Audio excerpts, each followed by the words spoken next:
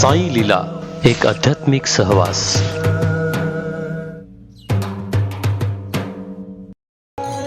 कीर्तन सांग होय अंग हरी रूप.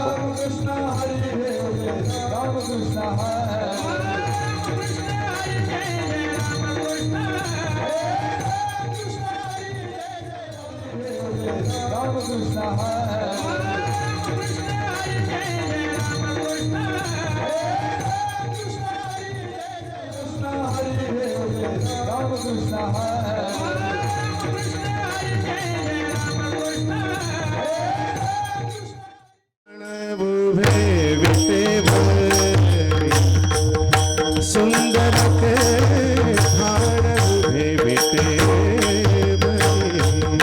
सुंदर ते ध्यान उभे विटे बरे सुंदर ते ध्यान उभे विटे बरे करकटा मारी मानिया करकटा मारी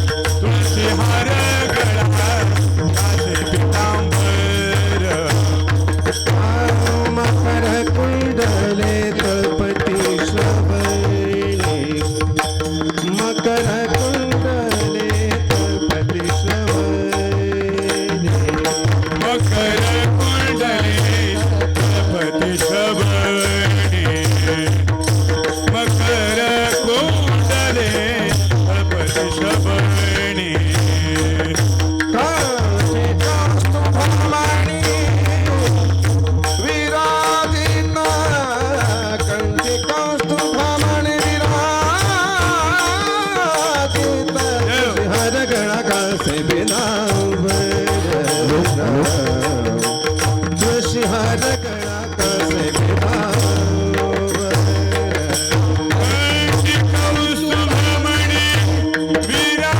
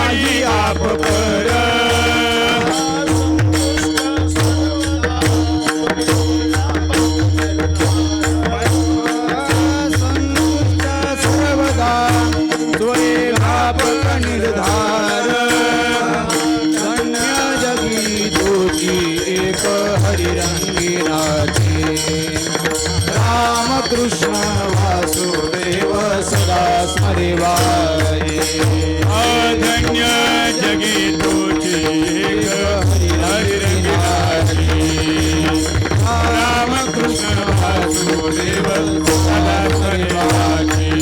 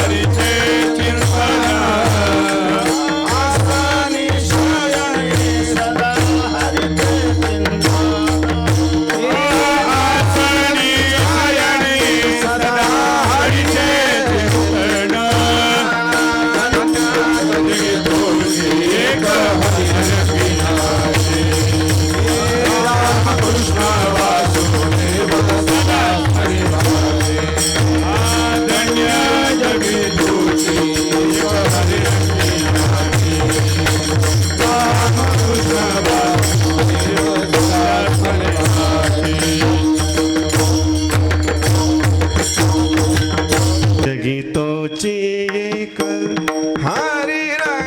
हरिरंगणाचे धन जगितोची एक हरिरंगणाचे जगी तुझी एक हरिरंगिना जे धन्य जगी तुझी एक हरिरंगिना जे नाचे धन्य जगितोची एक हरिरंगणाचे नाचे धन्य जगितोची एक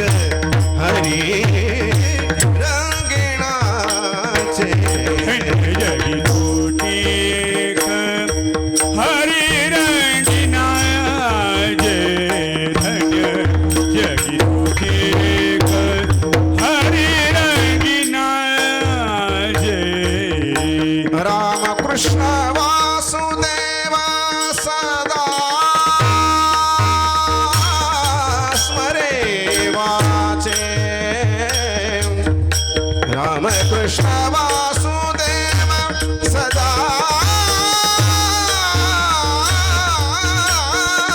स्मरे वाचे धन जगे तुझी एक हरिरंगणाचे धन जगे तुझी एक हरिरंगणाचे राम कृष्ण वासुदेव सदा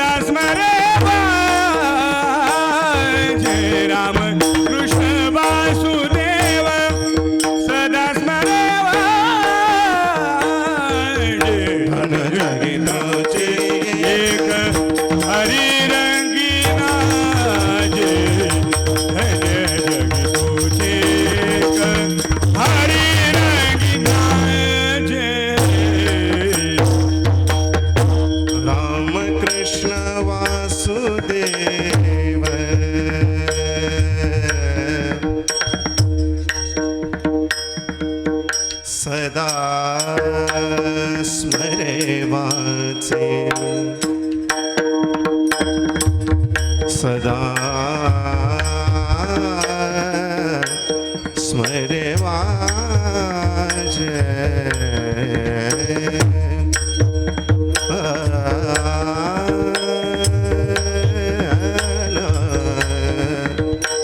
सदा स्मरे वाजे राम सदा स्मरे वाजे सदा सदा सदा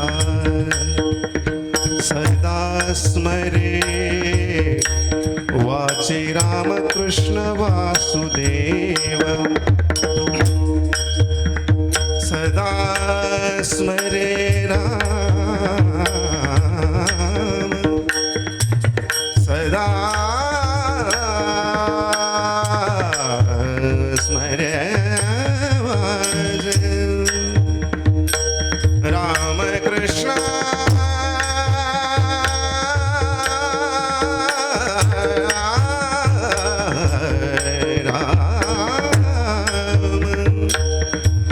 राम कृष्ण वासुदेवा वासुदेवा सदा स्मरे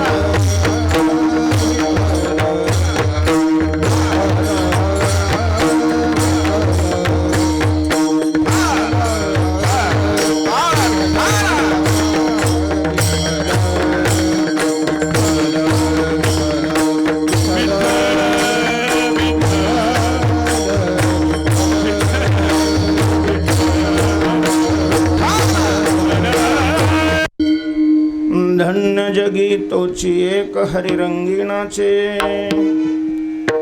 धन्य जगी तोची एक हरिरंगिणाचे राम कृष्ण वासुदेव सदा स्मरेवाचे सुख दुःख समान सकळ जीवाचा कृपाळू ज्ञानाचा उद्बोध भक्ती प्रेमाचा कल्लोळ विषयी विरक्त दया नाही अपपर संतुष्ट सर्वदा स्वयं व्यापक निर्धार जाणीव शहाणीव ओझे सांडोनिया दुरी आपण वस्ती कर वर्ततसे संसारी धन्य जगी तोची एक हरिरंगिणाचे राम कृष्ण वासुदेव सदा स्मरेवाचे एका जनार्दनी नित्य हरीचे कीर्तन आसनी शयनी सदा हरीचे चिंतन धन्य जगी तोची एक हरिरंगिणाचे राम कृष्ण वासुदेव सदा स्मरेवाचे वनरंगा करू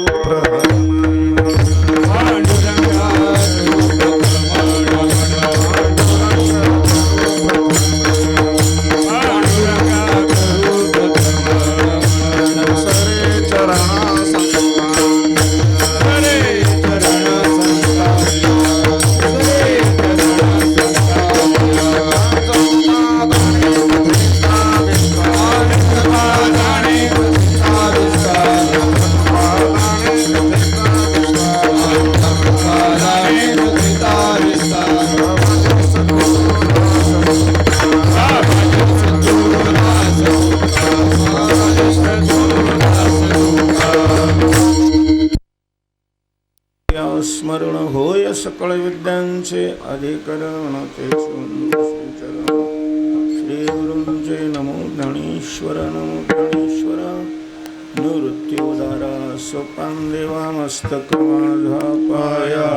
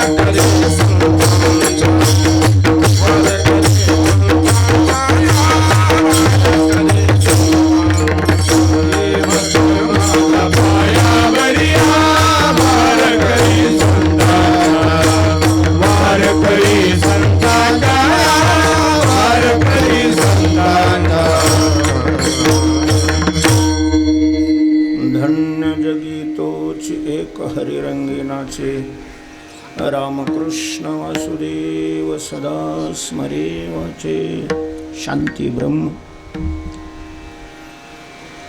संत श्रेष्ठ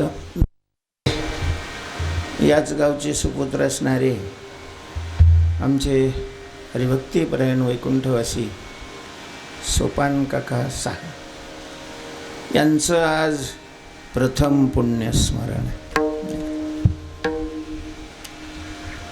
आज वर्षापूर्वी त्यांनी या देहाला सोडचिठ्ठी दिली. त्यांचा आणि स्थूल देहाचा घटस्फोट अशा प्रकारचा झाला. त्याला वर्ष झालेलं आहे आणि म्हणून प्रथम पुण्यस्मरण प्रथम पुण्यतिथी श्राद्ध या निमित्ताने या कार्यक्रमाचं नियोजन आहे. थोडंसं या बाबतीतच स्पष्ट करायचं तर हे की जे परमार्थामध्ये आहेत, ज्यांच्या गळ्यात माळा आहेत,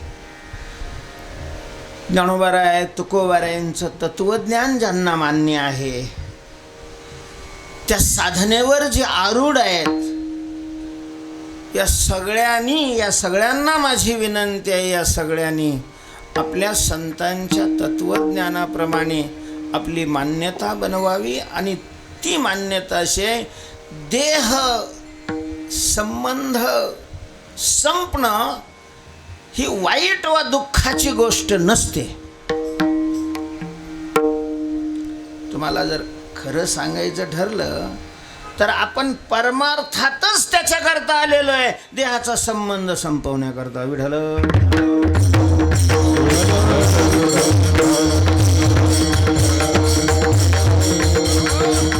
कदाचित तुम्हाला आश्चर्य वाटेल हे ऐकून की देवाच्या प्राप्तीकरता ही भक्ती नाहीये, देहाचा संबंध तोडण्याकरता ही भक्ती आहे. कारण देवाची प्राप्ती आहेच, देव प्राप्तच आहे. अमरा अमरा खरे की पहा कोठे, तुका म्हणे कैची की व कोठे जीव निराळा. कोणापासून? देवापासून. त्यामुळे तो देव स्वरूप आहे. देव स्वरूप जर तो आहे तर त्याच्या प्राप्तीकरता पुन्हा परमार्थ देवाच्या प्राप्तीकरता नाही, नाव देवाच्या प्राप्तीचे. तो जर म्हटलं काय हो पाण्याकरता मी एवढा खर्च केला, पाण्याकरता एवढा खर्च केला, विहिरीचं काम केलं होतं त्याने. आणि पूर्वीची एक म्हण आहे की विहीर पहावी खोदून, घर पाहावं बांधून, लग्न पाहावं. त्याला तुम्ही केलेलं आहे त्याच्यामुळे त्याचा काही वेगळा वेळ देण्याचं काही कारण नाहीये. मला खर्च वगैरे झाला, ते वैतागलेलं होतं. आणि मग ते म्हणे पाण्याकरता मी एवढा खर्च केला. आता खरं सांगा, तुम्ही त्यांनी पाण्याकरता खर्च केलाय का? ही 100% चुकीची अशा प्रकारची मान्यता आहे की पाण्याकरता खर्च केला नाही.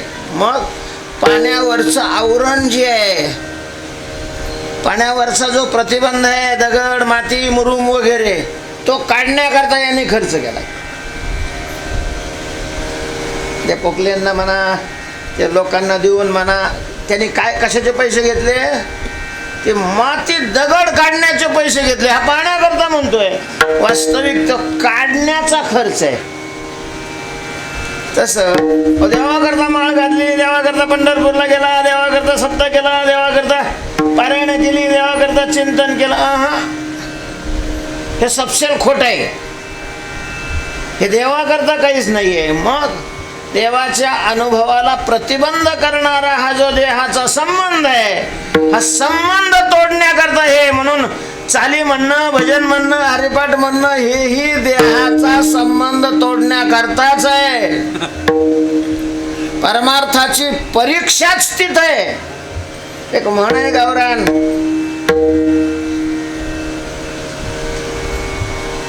काय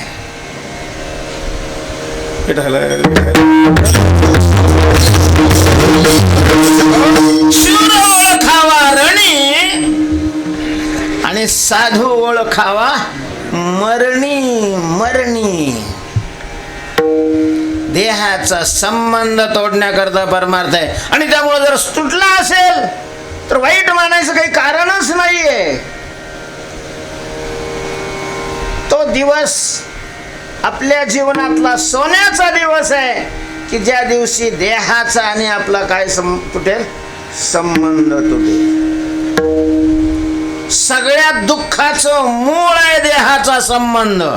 जोपर्यंत देह संबंध आहे तोपर्यंत करोडपती झाला, सर्वोच्च पदावर आरूढ झाला,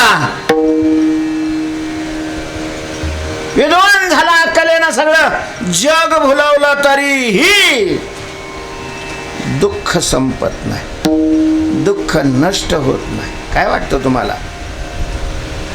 मंत्री लोक शांत झोपत असतील संध्याकाळी?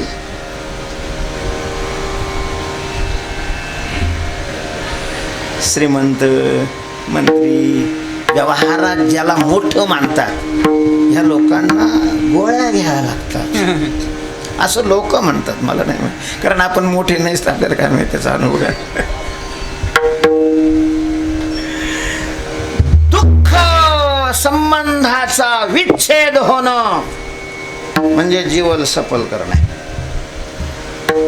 कोणाचं जीवन धन्य आहे, कोणाचं जीवन सफल आहे, कोणाचं जीवन सार्थ आहे, कोणाचं जीवन यशस्वी आहे, कोण आहे आदर्श, कोण आहे मोठा. लय भारी गाडी वापरतो तो नाही, ज्याने दुःखावर विजय मिळवला, दुःखाला जिंकलं. दुःख मृत्यू अज्ञान, हे सगळं एकाच पायरीवर गेल्यानंतर संपत. त्या दुःखावर ज्याने विजय मिळवलेला आहे जगात तो श्रेष्ठ आहे. आणि त्या दुःखाला कारण आहे देह संबंध. देह आहे आणि दुःख नाही असं तुम्हाला जगात उदाहरण सापडणार नाही. जगात, कारण देहाचं उपादानच दुःख आहे. घोंगडी घ्यायला एक जण गेला. घोंगडी खूपच चांगली होती, चमचम चमचम लोह कर, लहान त्या मेंढराची केलेली, खूप आवडली त्याला. लगेच त्याने विचारला, भाऊ बोला केवढ्याला घोंगडी आहे? आता चांगली वस्तू घ्यायची असेल तर चांगलाच काय द्यावा लागतो, दाम द्यावा लागतो.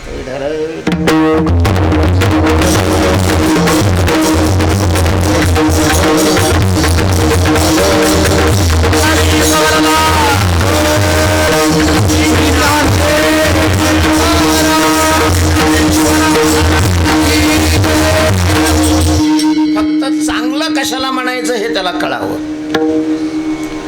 कारण आपण ज्याला चांगलं म्हणतो कुठल्याही क्षेत्रामध्ये ते चांगलं असतं असं नाही, आणि जे चांगलं असतं त्याला आपण चांगलं म्हणतो असं नाही आहे. त्याच्यातले जे पारखी आहेत, त्या क्षेत्रातले जे पारखी आहेत त्यांना कळतं की चांगलं काय आहे आणि वाईट काय. जाऊ दे, स्वतंत्र विषय. मिस्त्री पैसे त्याने सांगितलं बाबा 7,000 रुपये किंमत आहे घोंगडी. तुम्ही हो, तुम्ही काही पृथ्वीवर आहे का स्वर्गात आहे? एवढी किंमत घोंगडीची? काय तिकडं घोंगडे आहेत 2-2, 3-3 हजारला मिळत आहेत आणि तुम्ही 7,000 सांगताय. म्हटले मग घ्या ना तिकडे जाऊन. नाही तर मला पटल्या नाही. ही पटलेली आहे. का पटली? तर त्याच्यातलं जे सूत आहे म्हटले ते सूत भारी आहे, त्याच्यामुळे त्याची तेवढीच किंमत आहे. तो म्हणला सूत भारी आहे ना, हा ते सूत तुमचं काढून घ्या. मला सूत नाही लागत. काय लागत आहे? घोंगडी लागत आहे. ते सूत काढून घ्या, घोंगडी द्या 2,000ला. आता त्याच्यातलं सूत काढल्यावर घोंगडी राहील का? तसं शरीर संबंधातलं जर दुःख काढलं तर शरीरच राहणार नाही. त्यामुळं शरीरधारी जो मनुष्य आहे जोपर्यंत आहे तोपर्यंत त्याने दुःखाला कंटाळायचं नाही, उबगायचं नाही, कसं तरी वाटून द्यायचं नाही. आनंदाने त्याला आलिंगन करायचं आणि पुढं चालायचं. एवढं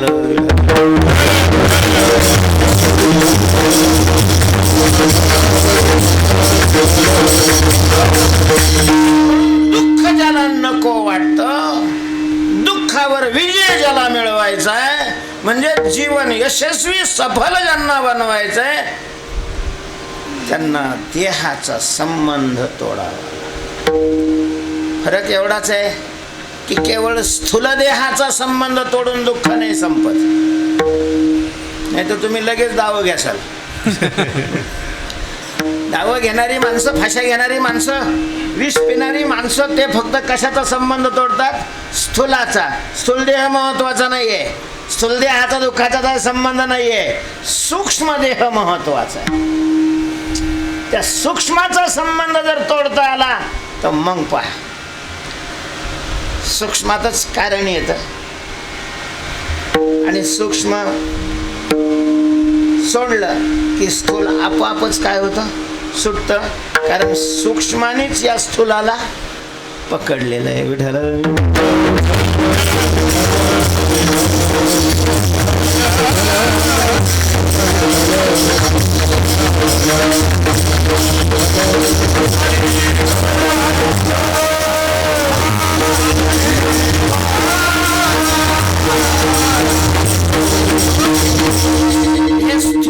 शरीर तर नाशिवंत आहेच. आपल्याला गीतेत दुसऱ्याच अध्यायामध्ये भगवंताने सांगून ठेवलेलं आहे, अंतवंत इमे देहाने. हे शिकायचं असतं मध्ये, नुसतं लोकाला सांगण्याकरता नाही. हे आपल्या अनुभवात उतरवण्याकरता. म्हणून पारमार्थिक माणसाला देह पडणं वा न पडणं याचं फारसं काही वाटून घेऊ नये, वाटू नये. आयुष्य घालवलं कसं हा भाग महत्वाचा आहे. किती दिवसाचं आयुष्य मिळालं हा भाग महत्वाचा नाही. काय केलं त्यांनी जीवनामध्ये, काय दिवे लावले. बरंच खूप आयुष्य जास्त मिळालं आणि सगळं वाईट कर्म केलं असेल तर त्याला आयुष्य मिळणं हे त्याचं दुर्भाग्य समजावं. विठ्ठल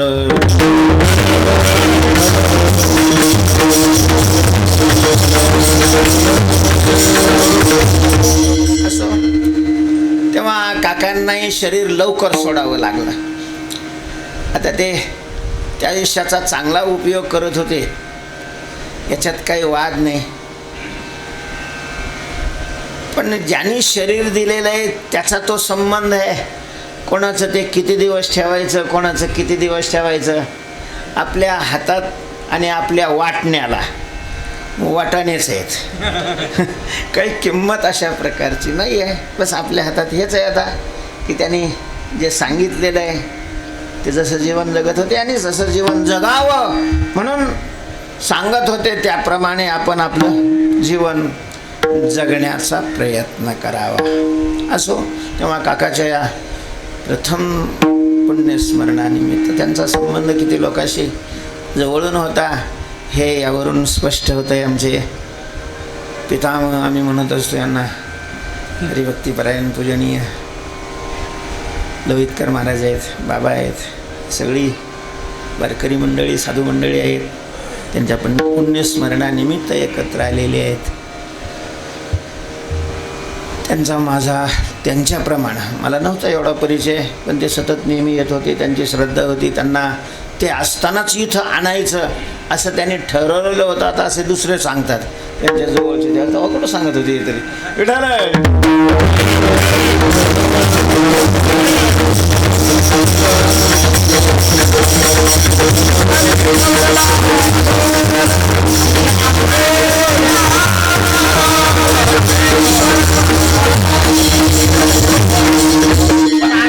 कारखान्यामध्ये त्यांचा कच्चा माल बराच येत होता. हे नंतर माझ्या लक्षात आलं, कळालं. कितीतरी विद्यार्थी त्यांच्या संस्थेतून आपल्या संस्थेकडे आले. काही कीर्तनकार होऊन गेले, काही होत आहेत, काही होतील अजून.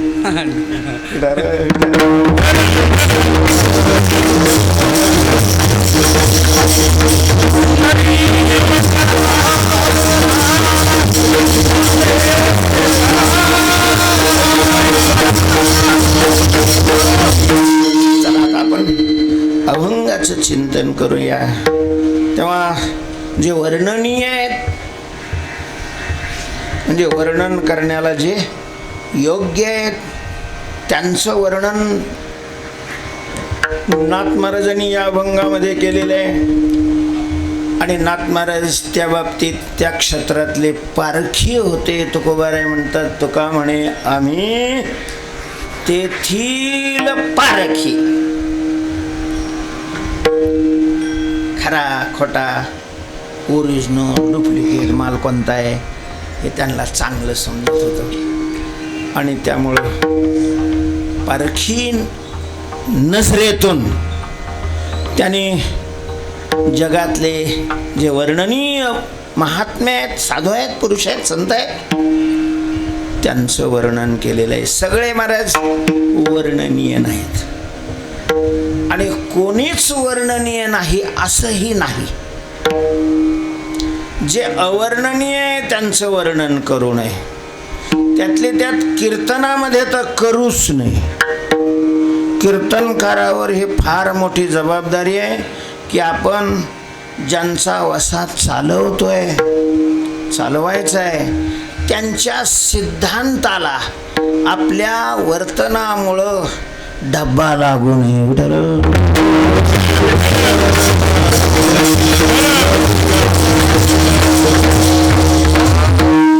आणि असे जे त्यांचे साधन कालातले नियम आहेत त्याच्यातला मुख्य नियम आहे अवर्णनीयाचं वर्णन न करणं. नरस्तुती आणि कथेचा विकार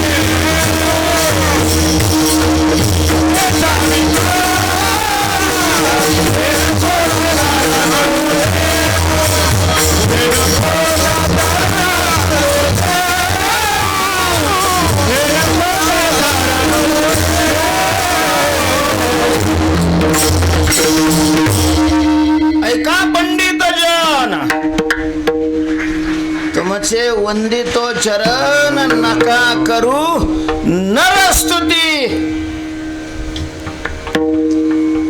अशा चित्ती धरवली. अवर्णनीयाचे स्तवन करणं हा विटाळ आहे आणि तो विटाळ आपल्या जिव्हेला होऊ देऊ नये. अपवित्र जीव मग भगवंताचं नाम घेण्याचाही अधिकारी राहणार नाही. इतका तरी अशा प्रकारचं वाटोळं नाही करावं स्वतःच.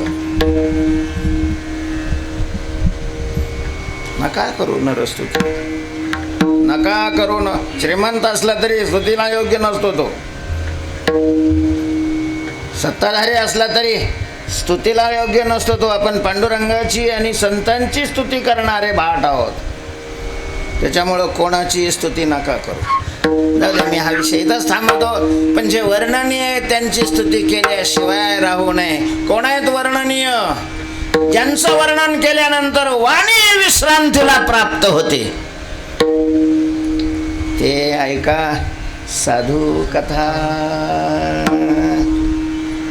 आता असो तू ये वायाणी, काय अशी मूर्खाची बोलणी, वाया वाढविता वाणी शेण्याला हान. तर साधूची कोण आहेत साधू? कोणाला म्हणावं साधू? साधू होण्याकरता कोणते गुण आपल्या ठिकाणी असावे लागतात, आणावे लागतात. कोण आहे साधू? अभंगाच्या प्रथम चरणात नाथ महाराज सांगतात, धन्य जगी तोचे एक हरी रंगीणाचे. धन्य जगी तोचे एक हरी रंगीणाचे. धन्य जगी तोचे एक हरी रंगीणाचे.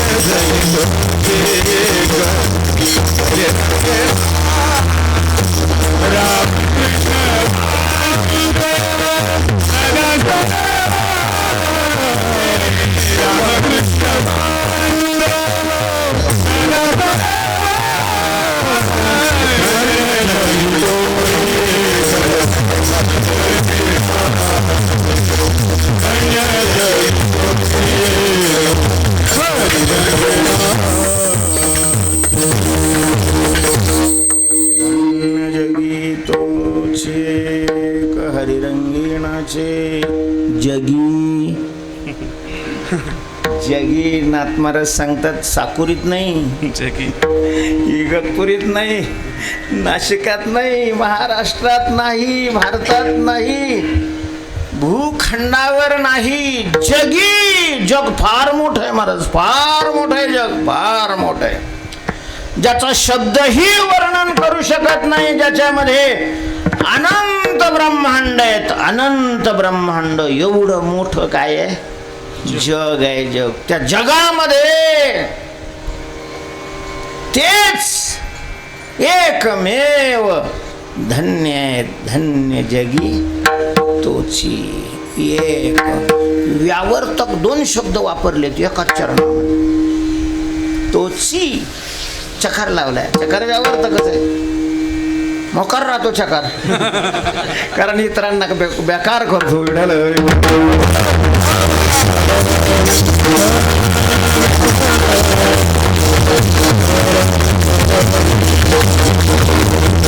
या जगामध्ये एकमेव तेच धन्य आहे, तेच धन्य. याचा दुसरा अर्थ असा आहे की ते सोडले तर मग बाकीचे काय नाहीत, धन्य नाहीत. एक च. तेव्हा नाथ महाराज ज्यांचं वर्णन करतात तेच म्हणजे नेमके कोण आहेत आणि तेच का आहेत, धन्य ते का आहेत आणि बाकीचे धन्य का नाहीत. इथं प्रश्न याच्यावर निर्माण होतील ना. तोच एक, हा धन्य तो आहे म्हटलं असं तर मग प्रश्न नव्हता. पण चकार लावला, एक अशा प्रकारचा शब्द लावला, एक शब्दच लावून बाकीच्या सगळ्यांना तांदळातून खडे बाहेर फेकावे, तसं धन्यतेच्या ताटातून या सगळ्यांना काय केलं, बाहेर फेकलेलं आहे. याचा अर्थ ते धन्य नाहीत म्हणजे मग पांढऱ्या पायाचे.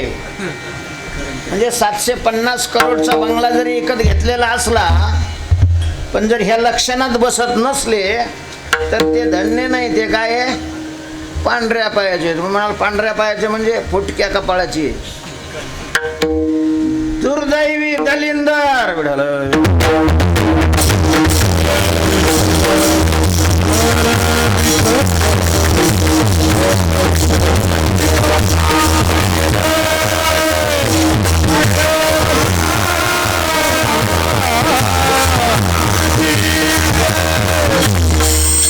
तुम्हाला काय वाटतं, इथं आपल्या भाविक लोक राहतात, ऐकून घेतात,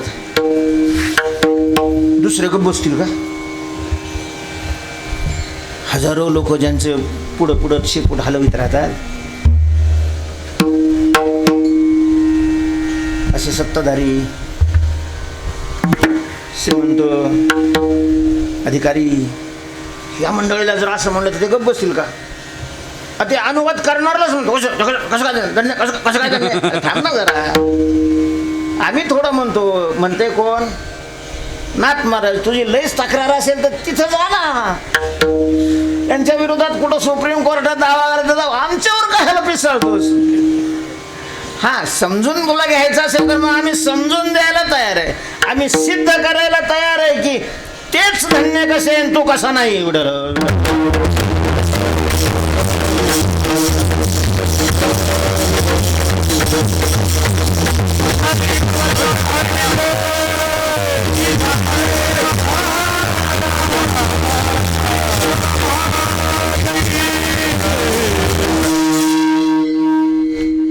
तेव्हा जगामध्ये ते एकमेव धन्य आहेत. पण ते म्हणजे कोण हो? कारण त्याच्यात आम्ही बी असू शकतो, असू शका, आम्ही कुठं नाही म्हणलो. कारण ते काही व्यक्तीचं नाव नाही घेतलेलं, त्यांनी त्याची लक्षणं सांगितलेले. त्यांनी जे धन्य आहेत त्यांची काय सांगितली, लक्षणं. आणि म्हणजे लक्षणं ज्याला बसतात ते असतात. अध्यात्मामध्ये लक्षणाला महत्व आहे, किंमत आहे. जसं कोर्टामध्ये कायद्याला किंमत असते, कोण काय म्हणतो त्याला नाही महत्व, कायदा काय सांगतो त्याला महत्व आहे. तसं शास्त्रामध्ये लक्षणाला महत्व आहे. नाही प्रतिज्ञा मात्रेण वस्तुसिद्धी हे किंतु लक्षण प्रमाणाभ्याम. प्रतिज्ञेनं वस्तूची सिद्धी नाही, त्याचं लक्षण त्या ठिकाणी बसलं पाहिजे. तेव्हा जगामध्ये जे धन्य आहेत, जगात जे धन्य आहेत त्यांचं काय लक्षण आहे, तर अनेक लक्षणं या अभंगामध्ये, लक्षणाची माळच तयार केली आहे नाथ महाराजांनी. तर त्याच्यातलं पहिलं पुष्प आहे त्या माळेतलं, हरिरंगी नाचे, हरिरंगी नाचे. नुसतं नाचे नाही, नुसतं नाचे म्हणलं असतं तर मग सगळेच धन्य झाले असते, कारण सगळेच नाचे आहेत. म्हणजे आम्ही काय नाचे आहे का? हे पा, जो नाचतो त्याला काय म्हणतात, नाचा. अशी काय नाचाची जात आहे का नाचाची एखादी परीक्षा आहे? नाचतो त्याला नाचा म्हणतात.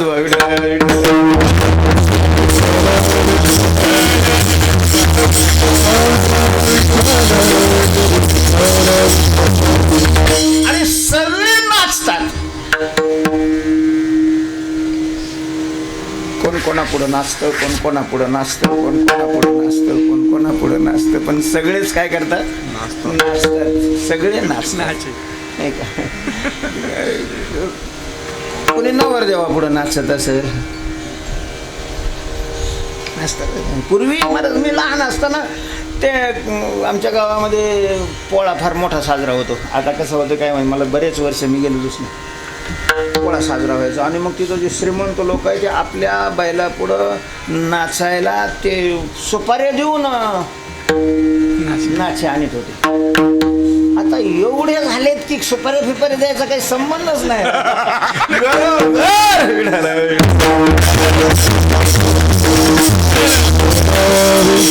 पहिले तर माणसं पोरं तरी नाचत होती, आता तर महिला पण नाचायला लागल्या. काय म्हणतो त्यांना काय हक्क नाही का, याने नाचवून त्याने का नाही नाचावं. 50% तर अधिकार आहेच ना.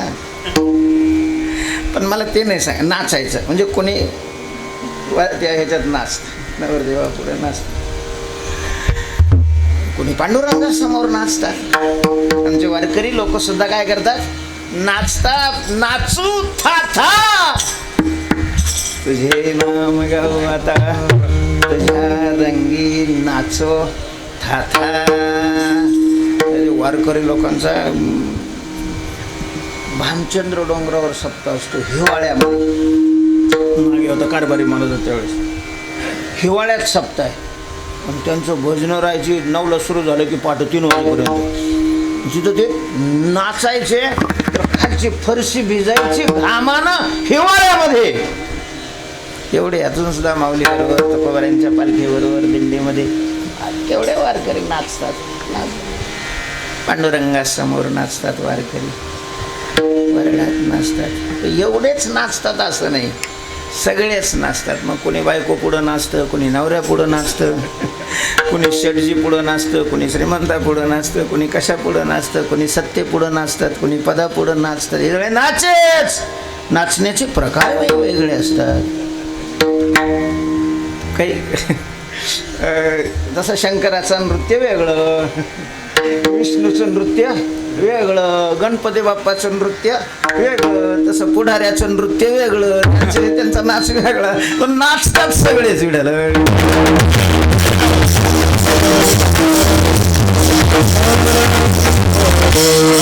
जो नाचे तो जगी धन्य असं नाही. नाचतोय पण तो रंगात नाचला पाहिजे. म्हणजे नाचण्यात रंगला पाहिजे का रंगात नाचला पाहिजे? नाही नाही, रंगात नाचला पाहिजे. रंगी नाच, रंगी सप्तमी आहे ना. आणि कोणत्या रंगामध्ये? रंगातही पुन्हा 2 प्रकार आहेत, विषय रंग आणि हरिरंग. श्रीरंग, पांडुरंग, शुद्ध रंग, भगवत रंग.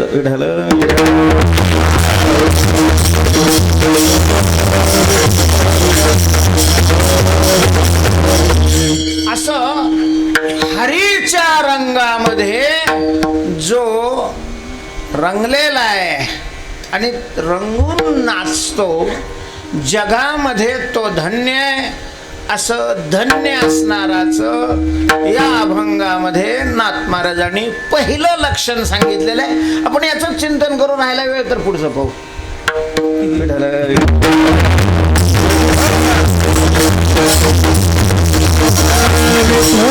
म्हणजे वेळ राहणारच नाही. एक लक्षण तरी आपलं खुलास्यानं होईल. बाकीचं रंगी नाच, हरिरंगी नाच. आता रंग शब्दाचा अर्थ काय आणि त्या रंगात नाचणं म्हणजे काय? मुळात रंग म्हणजे काय? त्याच्यात काय आहे? त्याला काय एवढं वेळ द्यावा लागतो? आम्हाला काय रंग माहिती नाही का? पंचमीला आम्ही किती खेळतो. काय रंग? आपल्याला कलर या अर्थी रंग शब्दाचा परिचय आहे. पण रंग शब्द केवळ कलर या अर्थी आहे असं नाही आहे. अनेक शब्द असे त्यांचा एकच अर्थ आहे. पण अनेक असे शब्द आहे की त्यांचे अनेक अर्थ आहेत. अनेक अर्थ आहेत, अनेक अर्थ. जसं भाव शब्द आहे महाराज, 43 अर्थ आहेत भाव शब्दाचे. एवढं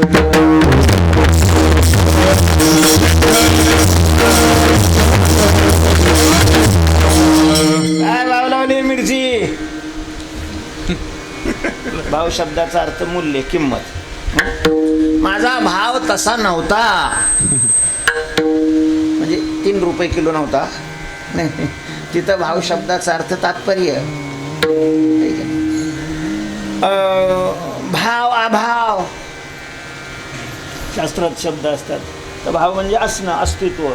अभाव म्हणजे नसणं. असे भाव शब्दाचे कोशामध्ये 43 अर्थ सांगितलेले.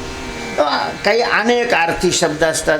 मग प्रसंग पाहून तो अर्थ त्या ठिकाणी काय करायचा असतो, घ्यायचा असतो. व कुठलाही अर्थ कुठं कसं काय. कटकट झाली, त्यानं पुरीला परत पाठवून दिलं. शेवट 4 माणसं जमवली, समजूत काढून त्याला आणलं, जेवण बनवलं. बरोबर आणखीन पाहुणे रावळे गावातले प्रतिष्ठित माणसं बसले, सगळे पंक्तीला बसलेले, जावई बसलेले आहे. त्याची काय अपेक्षा होती, काय त्याला लागत होतं ते बी घेतलेलं आहे. आणि मग आग्रह करून करून वाढायला लागले. त्याच्यात तेवढं त्याचा लहाना मेहना, त्याचा लहाना पोरगा शेतात होता, तो आलेला आहे. अरे बरं झालं तो आला, पाहुणे बसलेले आहेत. लाडूची पंगत होती. त्यांनी सांगितलं बा दे दाजीला एक ठेवून.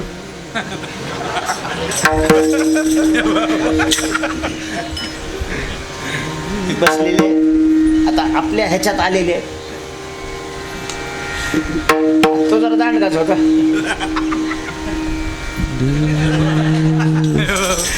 ज्याच्या भाऊत असतं त्याच्या डोक्यात जरा कमीच राहत असं म्हणतात.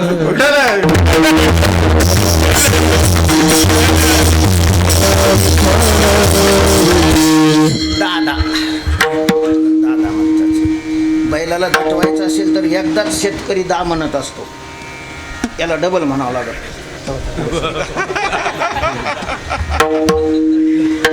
ठेवून त्यानं काय मागचा पुढचा विचार नाही केला. माग कटकटी झालेले त्याच्या ते डोक्यातच होतं. काढ दिवस ठेवून गेले. असं त्याचा अर्थ आहे का? शब्दाचे जरी अर्थ अनेक असले तरी मग प्रसंग पाहून काय कर, लाडू ठेवून दे एक असं.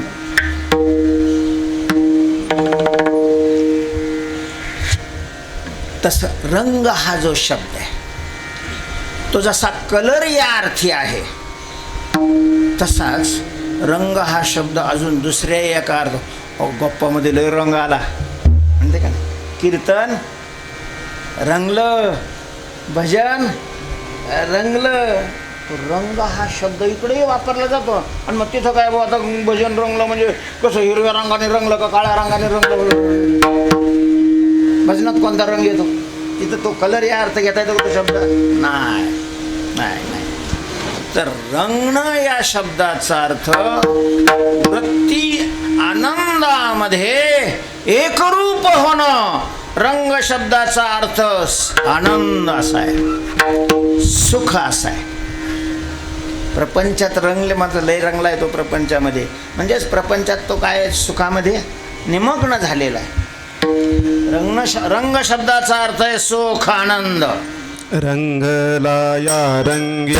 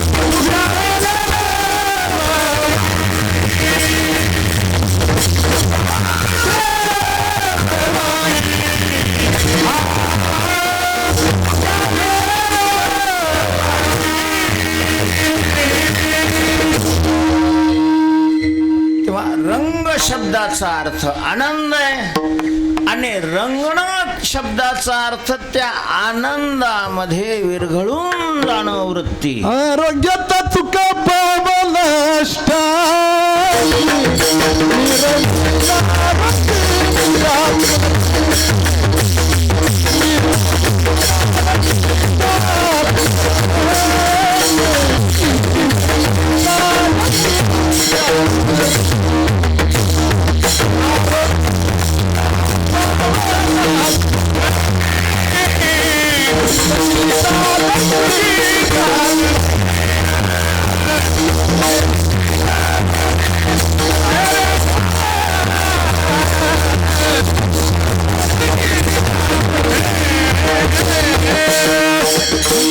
आरोग्यता तुका पवनष्टा पावा रंगी निजात्मा. रंगी. मी सध्या अजून पायऱ्या चढतोय.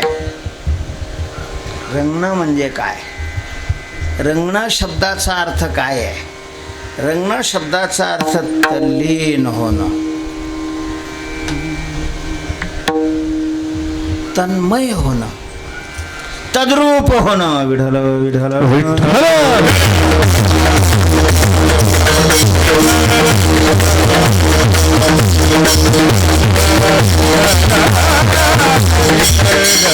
हा ठीक आहे ठीक आहे ठीक आहे, आम्हाला समजलं.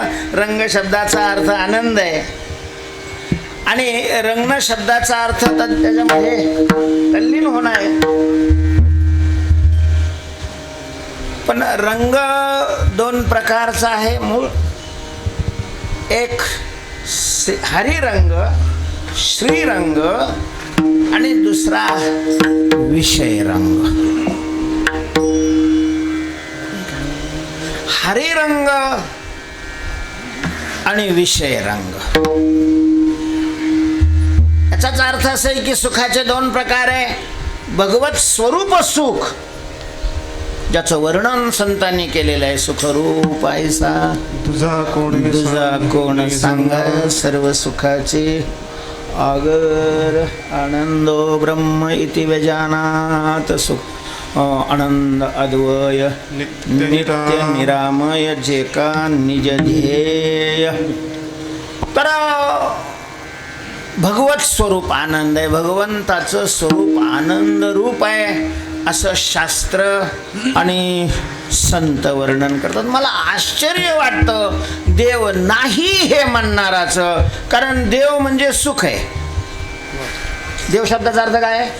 सुख आहे. शास्त्राने ज्याने देव सांगितलं त्याने देव म्हणजे सुख म्हणून सांगितलेलं आहे. आणि हा पोराचा मुका घेतो. नुसता मुक्का घेतो असं नाही, मुक्का घेतल्यानंतर असा त्याचा चेहरा विकसित होतो. त्याच्याकरता देव केवढेही कुटाने करतो आणि पुन्हा देव नाही म्हणतो. देव म्हणजे आनंद आहे. मग काय याला घेतो मुका जग मारायला? सगळा संसार करतोय, कुटाने करतोय, हवा हवा वाटतंय. कशा करता वाटतंय? हे सगळं सुखाकरता वाटतं ना. आणि सुख म्हणजेच काय आहे? देव आहे. देव नाही म्हणतो.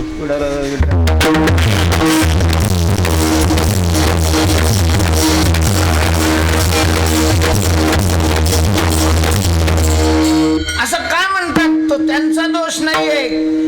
आम्ही कमी पडलो कीर्तनकार समाजापर्यंत देवाचं वास्तव स्वरूप पोहोचवण्यामध्ये.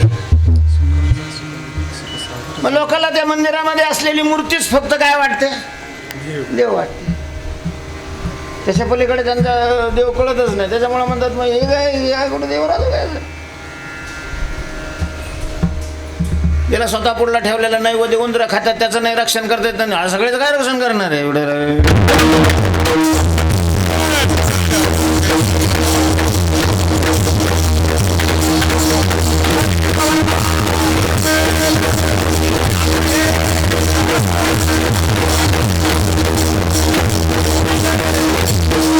कीर्तनकारांना हात जोडून विनंती आहे, जे आहेत होणार आहेत, तुम्ही जगाला विनोद नका देऊ. विनोद देणारे पुष्कळ आहेत. नट आहेत, तमाशेवाले आहेत, सोंगाडे आहेत. तुम्ही जगाला संतांचं मनोगत ज्ञान द्या. खेक्या खेक्या करून काय तुम्हाला दोन पैसे जास्त मिळतील याच्या काय? मग त्याच्याकरता तर भीक मागितली तरी मिळते. व्यवसाय पैसे कमवतात, तुम्ही कमवत असाल तर काय विशेष आहे?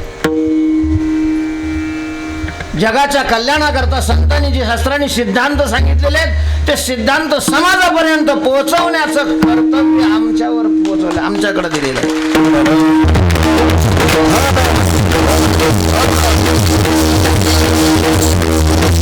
जगाला चांगलं वाटतं ते नका देऊ, जगाचं चांगलं ज्याच्यात आहे ते द्या.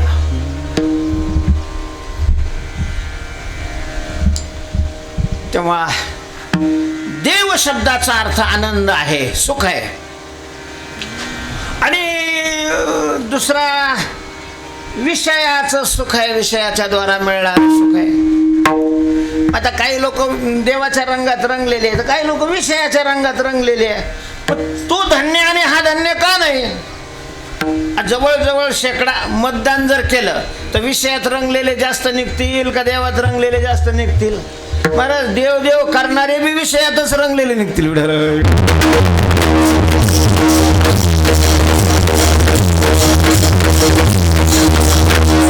त्या रस्त्याला पण ती रंगलो कुठं अजून त्याच्यामध्ये?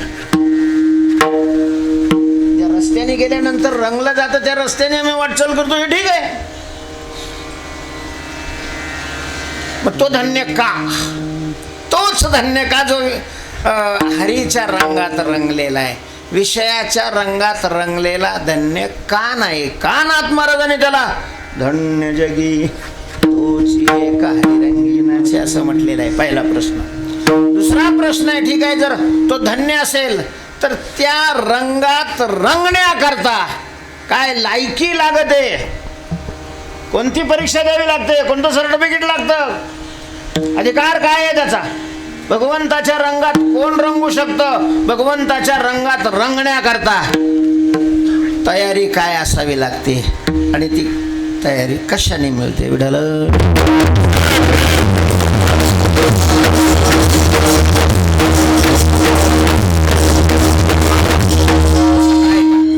तुम्ही आम्ही सगळे स्वभावताच विषयाच्या रंगात रंगलेलो आहोत. लीन झालो महाराज. उगं पोरांनी सगळं हातातून हिसकावून घेतल्यावरच वाटतं आपल्याला आपण म्हातारे, तोपर्यंत वाटतच नाही. शरीराने म्हातारे झाले असले तरी मनाने शक्यतो म्हातारा कोणी होतच नाही, असं त्याच्यातच उड्या माराय वाटतात. रंगला, कारण रंगलेला आहे तो. त्याचे रंगी चित्त रंगलेसे विषयाच्या रंगामध्ये, म्हणजेच आनंदामध्ये जो आनंदी होतो, आनंदी झालेला आहे. नाथ महाराज त्याला धन्य मानत नाहीत. का मानत नाहीत हा प्रश्न? विठाल,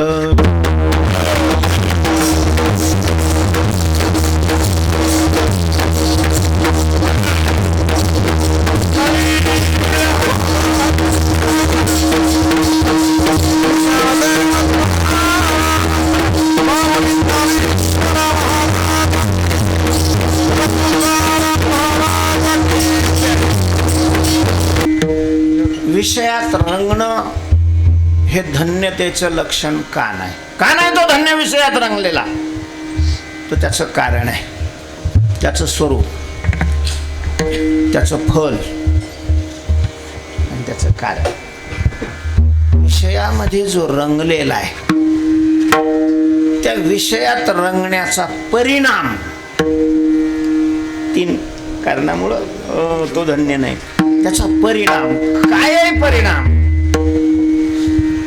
पुढे अवघड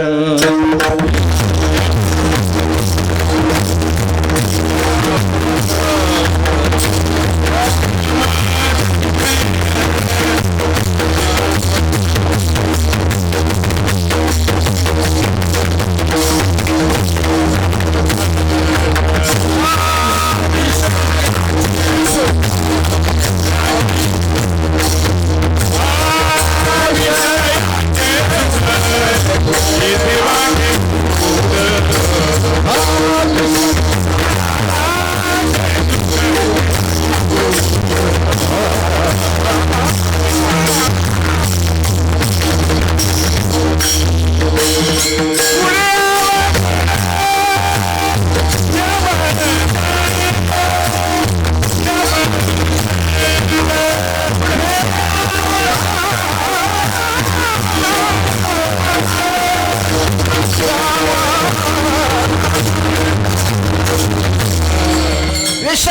विषयाच्या सुखात रंगलेला का धन्य नाही?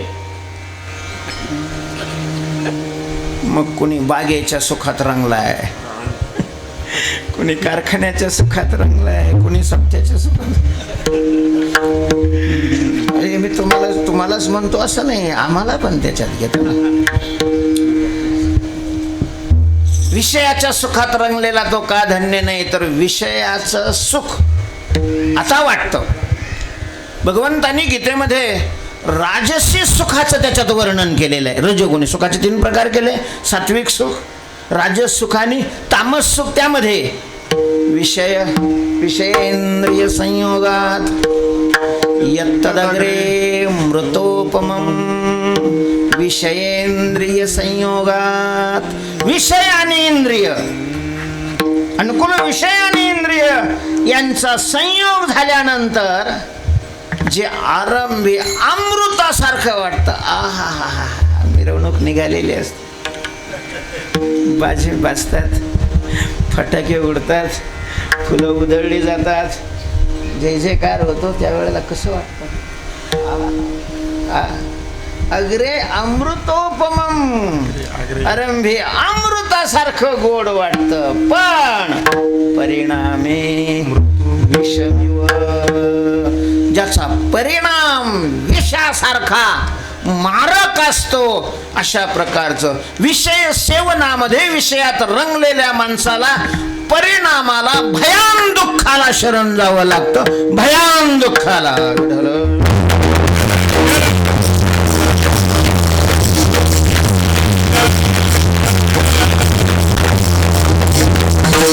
ताणहं द्विषत क्रूरान् संसारेषु नराधमान् क्षिपाम्यजश्रमशुभा नासुरीष्वेव योनिषु. ज्ञानोबा म्हणतात, बापा विषयाची मधुरता झनी आवडे उपजे चित्ता, परितो परिणाम विचारिता प्राणारी प्राण. तेव्हा विषयामध्ये रंगलेला धन्य का नाही? तर विषयात जो रंगलेला आहे त्याला परिणाम फार वाईट आहे. त्याला मारिती, तोडीती, झोडीती, निष्ठूर. कोण पाहत आहे पुढं? हे मूर्खाचं लक्षण आहे. जो पुढचं पाहत नाही त्याला काय म्हणतात? मूर्ख. आम्ही शाळेत असताना एक धडा होता इंग्रजीमध्ये, पोलीस वाय, मूर्ख माणूस. आणि मग त्याच्यात त्यांनी दिलं होतं की एक मनुष्य फांदी तोडत होता लाकडाची, झाडाची, आणि ती तोडत असताना तो पुढं बसलेला होता आणि मागचं तोडत होता रस्त्यावर. प्रत्येक काय करतो? डोळे नाही का तुम्हाला? चष्मा लावा ना. मग दिसत नसलं तर काय करतो? एवढ्या मोठ्या ढवळ्या दिवसात दिसत नाही, काय करतो मी? फांदी तोडतो. अरे तसं नाही, पण फांदी असं पुढं बसून, मग इथं बसून चांगला हाणता येतो. त्याला हसायचं कारणच नाही. आम्ही आमच्या जीवनाच्या फांद्या अशा पुढंच बसून तोडतोय. एवढ्याला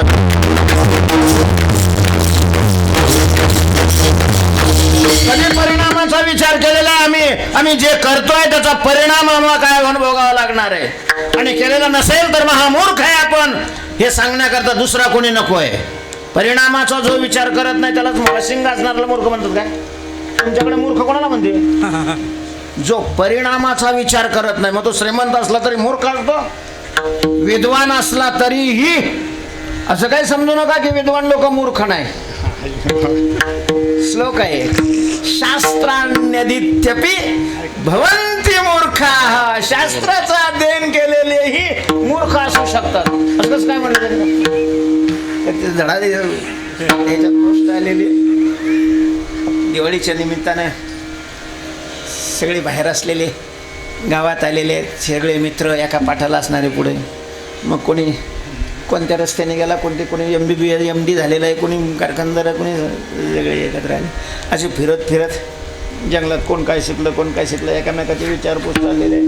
त्याच्यात एक शिकलं विचार, अरे तू काय शिकलो? तू तर लयच हुशार होता राव, पहिला नंबर असायचा तुझा. काय शिकला? तो म्हणला शिकायचं काही मी ठेवलंच नाही, सगळं न्यायशास्त्र शिकलो, सांख्यशास्त्र शिकलो, योगशास्त्र शिकलो, व्याकरणशास्त्र शिकलो, साहित्यशास्त्र, सगळे शास्त्रात मी MD झालो. अरे संजीवनी विद्या सुद्धा मी प्राप्त करून दिली. तो म्हणा संजीवनी विद्या म्हणजे काय रे? तो म्हणे मेलेल्याला जिवंत करण्याची विद्या. मेलेल्या कुठे जिवंत होत असतं काय? जीवन विद्या प्राप्त करून देऊन हे आम्हाला नाही पटत. आता ते कसं काय त्या सगळे जिवंत होते त्याच्यामुळे ते कसं काय पाहिजे होणार आहे? ते असं कोणी त्याच्यावर अनेक शंका अमकदमक चालत असं थोडं पुढे गेले जंगलामध्ये, तो एक सिंह मरून पडलेला होता. सगळ्यांनी पाहिलं, दचकले सगळे की म्हणे आता हा जिवंत आहे का मेलेला आहे? मी संजीवनी विद्या प्राप्त केलेली आहे हे तुम्हाला पटत नाही ना? तुम्हाला लगेच आता प्रत्यक्ष करून टाक. हा सिंह मेलेला आहे का जिवंत आहे? ते म्हणजे मेलेला आहे. खात्री आहे ना तुमची? हो खात्री आहे. म्हणजे मी आता जिवंत करतो. तो का मरून पडला होता? त्याला खायलाच काय मिळाले, उपासमारीनं मरून पडलेला.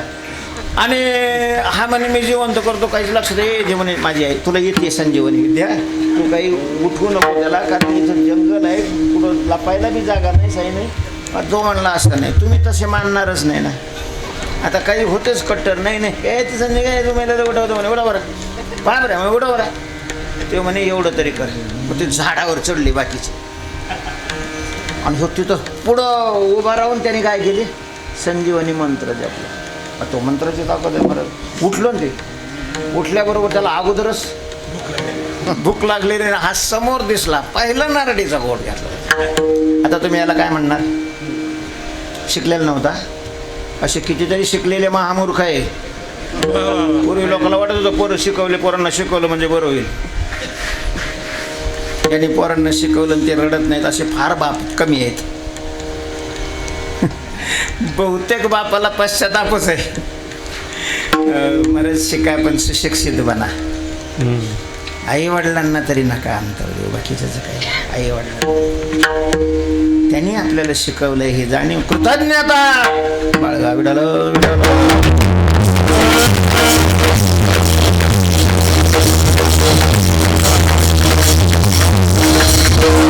त्याला म्हणतात जो परिणामाचा विचार करत नाही. मग तो कोण आहे हा प्रश्नच नाहीये, हे लक्ष नाही त्याचं.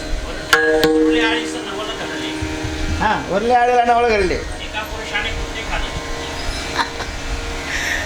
कुठे बंगायचे त्याचे अर्थ वेगवेगळे आहेत. पण असं म्हणजे कुणीही असो तो, तेव्हा विषयाच्या सुखामध्ये रंगणारा धन्य का नाही, तर त्याला भयान परिणामाला शरण जावं लागतं. म्हणजे पुढं दुःख भोगावं लागतं. आणि दुःख हे ज्याचं फल आहे ते साधन करणाराला धन्य कसं म्हटलं जाईल? तो धन्य म्हणून नाही. आता जो हरीच्या रंगामध्ये रंगलेला आहे, एक दुसरं कारण म्हणजे विषयात रंगणारा धन्य का नाही, दुसरं कारण एक तर परिणाम विघातक आहे.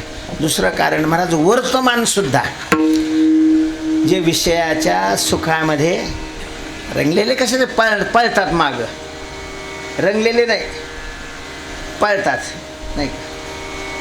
विषय सर्व सुखाची या भोगा काय प्रमाण काय साराच्या रंगामध्ये विषयाच्या संबंधी असणारी माणसं सुखात रंगलेली नाहीत. वाटतं फक्त ते, खरं तर ते आशेतच रंगलेले असतात. आशेचे बांधले आशेचे बांधले आशेमध्ये लहानपणी त्याला वाटतं चांगले शिकलो म्हणजे आपण सुखी होऊ. मुलं अभ्यास करता करता करता एक नंबरनं पाहिजे सुख मिळतं का लगेच? मग त्याला वाटतं चांगली नोकरी लागल्यावर सुख मिळेल. आणि चांगली नोकरी याचा किमान भारतीयांनी अर्थ केलेला हा आहे की कष्ट कमी आणि पैसा फार. हे चांगली नाही, हे खरं चोरी आहे. जे कमी कष्टात जास्त नफे मिळवतात ते चोर आहे, चोर, असं विनोबा भावे म्हणत होते.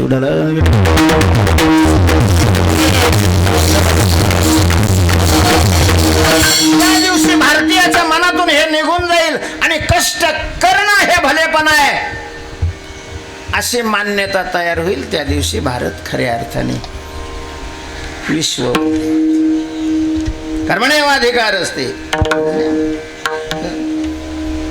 मग तरी मला शिकीने कष्ट केलं असते म्हणते, पण माझी पोरगी आहे ना, शेतकऱ्याला नका चपराशी दुसऱ्याचा गु काढत असत तरी पण नोकरदाराला द्या, म्हणजे तिला कष्ट नको. काय होतं कष्ट केल्याने? महाराज कष्ट करण्यामध्ये आम्हाला स्वाभिमान वाटायला पाहिजे.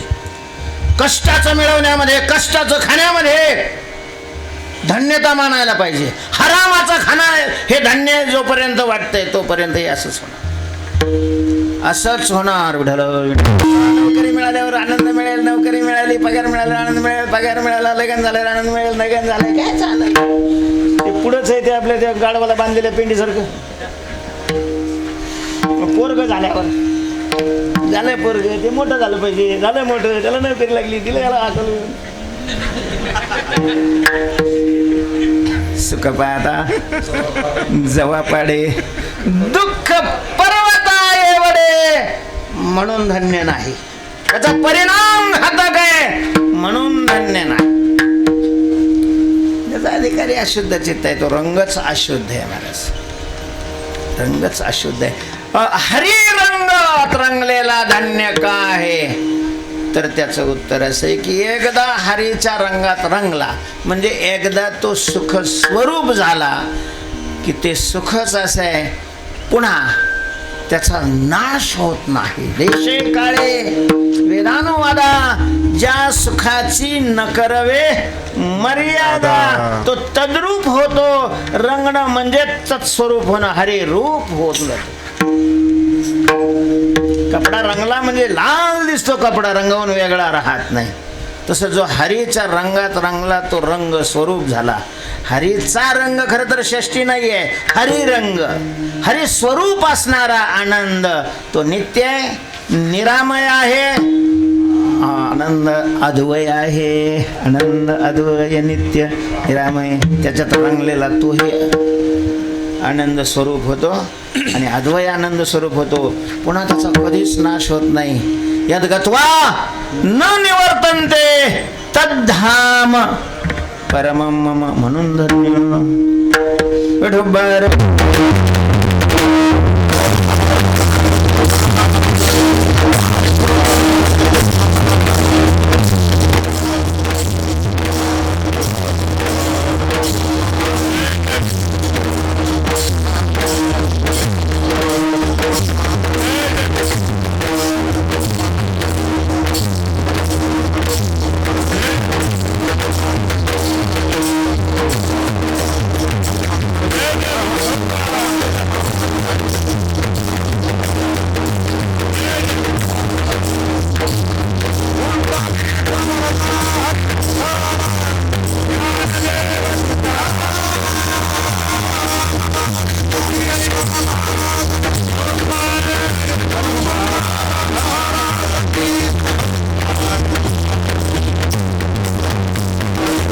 फेका पडत नाही, आनंदमय त्याचं जीवन बनतं, दुःखावर विजय मिळतो. पण त्या हरीच्या रंगात रंगण्याकरता अधिकारी काय लागतो हा महत्त्वाचा विषय, वेळ राहिलेली नाही तरी पण थोडक्यात महाराज, हरी हा शुद्ध आहे, देव काय आहे? शुद्ध आहे, निर्मळ आहे, पवित्र आहे, शुद्ध आहे. त्या रंगात रंगायचं असेल तर आपल्यालाही काय व्हावं लागतं? शुद्ध व्हावं लागतं. तो का म्हणे चित्त करावे निर्मळ. जे रंगलेले त्यांचं वर्णन जय जय हो शुद्धी जय जय देव निर्मळ, आणि ते शुद्ध चित्त होतं परोपकाराने, ते चित्त शुद्ध होतं दान धर्माने, तीर्थयात्रेनं ते चित्त शुद्ध होतं भगवंताच्या नामस्मरणाने, भगवंताच्या नामस्मरणाने. असं जर खूप म्हणजे किती करावं लागतं? शुद्ध होईपर्यंत करावं लागतं. किती करायचंय? शुद्ध होईपर्यंत करायचं. मग शुद्ध झालंय की नाही कसं कळायचं? ग्रंथामध्ये सगळं त्याचं ज्ञानोबरेने सगळं सांगितलेलं आहे की अशुद्ध चित्त कशाचं लक्षण आहे, शुद्ध चित्त कशाचं लक्षण आहे. महाराज शुद्ध चित्ताचं वर्णन करत असताना सत्वशुद्धी या 16व्या अध्यायातील सत्वशुद्धी या पदावर ज्ञानोबरेने व्याख्यान केलेलं आहे. सुंदर अशा प्रकारचं व्याख्यान आहे. इंद्रिय वर्गी दाखविलिया विरुद्धत्वा भलिया चित्त काही केलिया अनुकूल विषय समोर येऊ अप्रतिकूल विषय समोर येऊ. विषयाला पाहिल्यानंतर भगवत स्वरूप तो विषय वाटणं, चित्तामध्ये कसलीच हालचाल निर्माण होणं. पुढं 2000चं बंडल पडलेलं दिसलं. एकटाच चाललेलं आहे, कुणीच नाही मागं पुढं, बुरबुर चाललेली होती. आणि त्याच्यात प्लॅस्टिकच्या पिशवीत बनवलं 2000चं बंडल समोर पडलेलं. कोणाचं चोरलं फिरलं नाही, काही नाही, समोर पडलेलं आहे.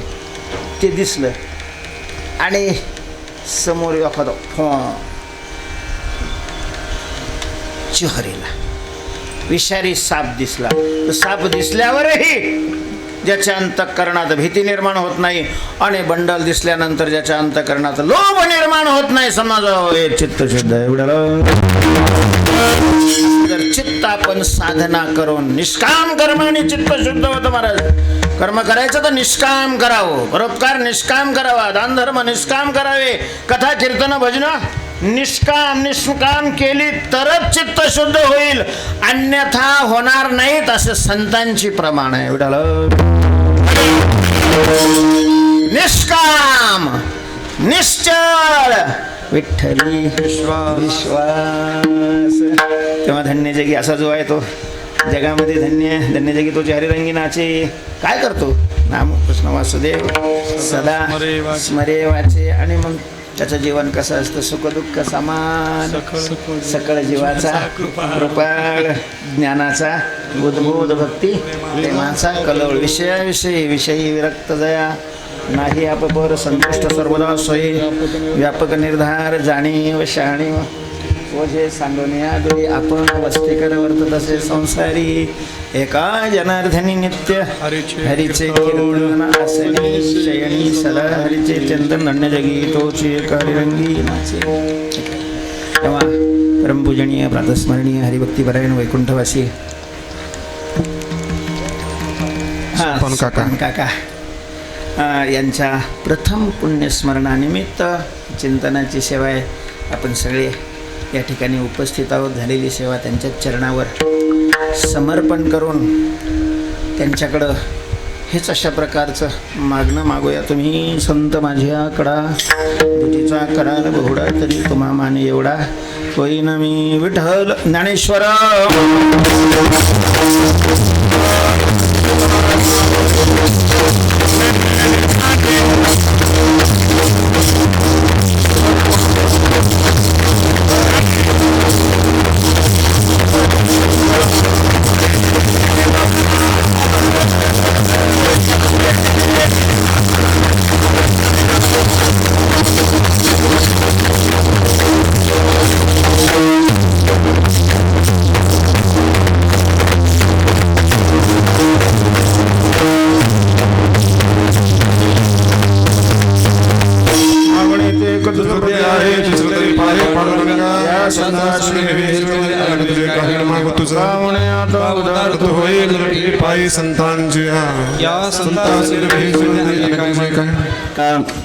सोपान काकांच्या पुण्यस्मरणानिमित्त शक्यतो बाबांचं कीर्तन कुठं मिळतच नाही, पण एक काकांच्या पुण्याईनं आपल्या गावाला ती प्राप्त झाली आणि म्हणून त्या संबंधातून आज सोपान काका यांच्या वर्ष श्राद्धानिमित्तानं आपल्याकडे काही महात्मे आलेली तर त्यांचं 2-2 मिनिटं संवाद होईल. महाराजांच्या बरोबर मला जायचे, कुटीवर येणार आहे ते. समचरणम सरोजम सांद्रणिलाबुदाबम जगणनिहित पाणी मंडनम मंडनानाम तरुण तुलसीमाला कंदरम कंजनेत्रम सदय धवलहासम विठ्ठलम चिंतयामी. महाराष्ट्राची लोकपरंपरा आणि लोकसंस्कृती ज्या वारकरी पंथामध्ये सामावलेली आहे, या परंपरेचे एक थोर उपासक पाईक साकूरसारख्या एका छोट्या खेड्यातले भूमिपुत्र आमचे हरिभक्तीपरायण वैकुंठवासी सोपान महाराज सहाणे उर्फ काका मागच्या वर्षीच्या कालखंडामध्ये त्यांचं दुःखद निधन झालं, महानिर्वाण झालं. आज त्यांचं हे पहिलं पुण्यस्मरण, ज्याला आपण वर्षश्राद्ध प्रयोग म्हणतो. मृत व्यक्तीच्या निमित्तानं काही कर्म अनिवार्य आहेत. आपल्या भारतीय तत्त्वज्ञानामध्ये पूर्वजन्म, पुनर्जन्म, परलोक अशा संकल्पना आहेत. श्रद्धेन दीयते क्रियते तत्श्राद्धम. मृत व्यक्तीच्या निमित्तानं ज्या ज्या म्हणून श्रद्धापूर्वक क्रिया होतात, या श्राद्ध कर्मामध्ये आविर्भूत आहेत, अंतर्भूत आहेत. पण या पहिल्या पुण्यस्मरणाचं विशेषत्व मला मांडलं पाहिजे. मोठा शास्त्रार्थ आहे. महर्षी यास्कांनी निरुक्त ग्रंथामध्ये, वेदामध्ये विस्तारानं मृत्यूनंतरचं जीवन प्रतिपादन केलेलं आहे. पण आज ज्यांचं संकीर्तन या निमित्तानं आपल्याला मिळालं, आपल्या परिसराला मिळालं, ते खरं तर आज वारकरी संप्रदायातलं आज अत्युच्च असं व्यक्तित्व, की जे खरोखर आज संप्रदायातले बॉस आहेत. बरं का, बॉस हा शब्द इंग्रजी जरी असला पण आम्हाला तो अनुकूल आहे.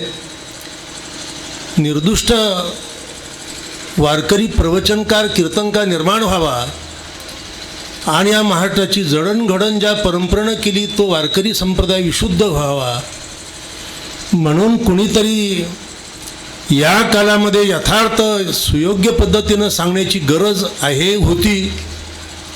ती सर्व परिपूर्ती महाराजांच्या रूपानं आपल्याला मिळते.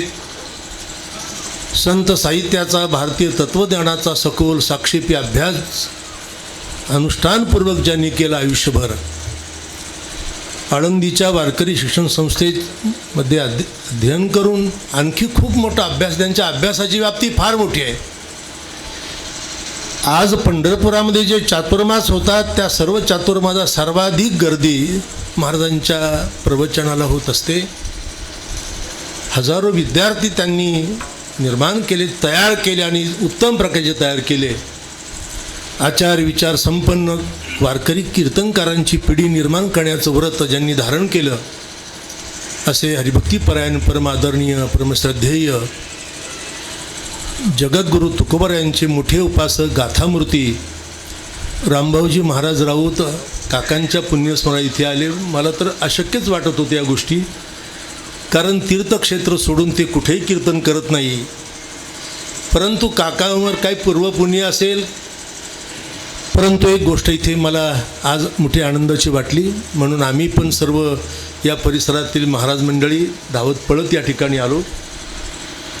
मोठी मोठी मंडळी आलेली त्या ठिकाणी.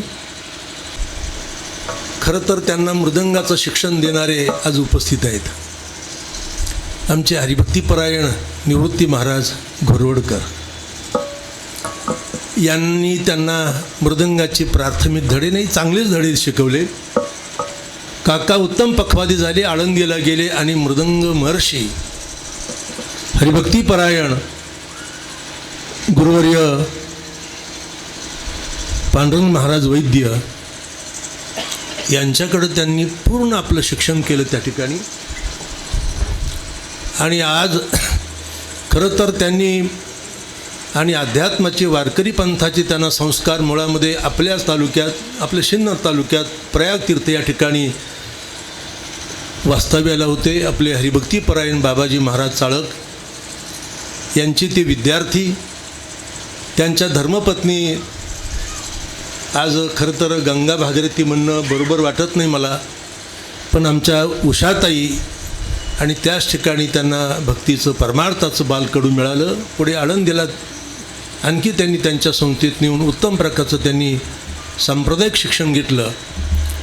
आणि आपल्या परिसरातून, या परिसरातून येणाऱ्या विद्यार्थ्यांना प्राथमिक तरी आपण शिक्षण द्यावं, म्हणून आळंदी या ठिकाणी वारकरी शिक्षण संस्था स्थापन झाली. त्यांनी छोटीशी संस्था निर्माण केली त्या ठिकाणी. शिरूर तालुक्यातल्या धर्मशाळेमध्ये त्यांनी ते काम सुरू केलं आणि आपल्याच परिसरातील अनेक विद्यार्थी त्या ठिकाणी घडले की जे विद्यार्थी वारकरी शिक्षण संस्थेमध्ये पण शिकले. गाथामूर्ती बाबांकडे पण आज त्यांचे काही विद्यार्थी आहेत. काही विद्यार्थी आमच्याकडं पण आहेत कुट्यावर. आणि सर्वात महत्त्वाची गोष्ट आज महाराष्ट्र नव्हे बृहत महाराष्ट्रामध्ये आज ख्यात कीर्तन मृदंगपटू जे आमचे विकासजी महाराज आहे हे त्यांचेच विद्यार्थी त्यांच्या जडणघडणीमध्ये तयार झाले. असं मोठं काम त्यांनी आपल्या आयुष्यामध्ये केलं. दुर्दैवानं उल्लेख करू नये म्हणून उल्लेख करत नाही, परंतु अल्पशा आजारानं त्यांचं निधन झालं आणि वर्ष झालं त्या घटनेला. खरं तर ताईसाहेब म्हणजे उषाताई, त्यांचा परिवार, त्यांची बंधू, आई या सर्वांना दुःख होणं स्वाभाविक आहे. गावाला, त्यांच्या शिष्य वर्गाला, विद्यार्थी वर्गाला दुःख क्लेश होणं स्वाभाविक आहे. अत्यंत वैचित्र्यपूर्ण घटना काकांच्या निधनाची झाली. परंतु आज महाराज या ठिकाणी आले. त्यांची वाणी अमोघ वाणी आहे. अभ्यासक भरपूर आहेत. आता मी संशोधन परंपरेत काम केलं. सच्चिदानंद घन परात्पर पूर्ण परब्रह्म प्रकाश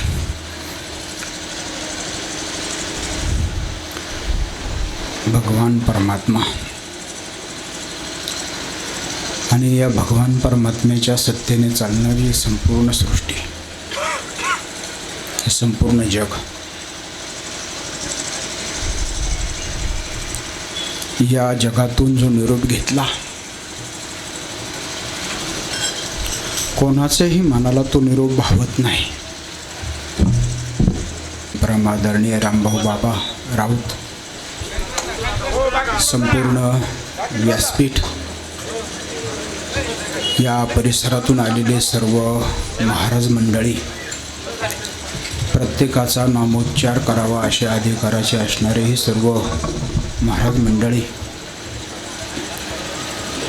कलावंत क्षेत्रामधील, मृदंग क्षेत्रामध्ये जेवढे कलाकार आहेत, हे सगळे वादनाचार्य, गायन क्षेत्रामधील सर्व गायनाचार्य मंडळी आणि काकावरती नितांत असं प्रेम करणारे सर्व भाविक मंडळी, वास्तविक पाहता आत्ताच आपले आवडते साई लीला टीव्ही एक आध्यात्मिक सहवास हे एक फ्री चॅनल आहे. आपल्या येथे केबल टीव्हीवर जर साई लीला टीव्ही एक आध्यात्मिक सहवास हे चॅनल दिसत नसेल तर आजच आपल्या केबल ऑपरेटरशी संपर्क करा.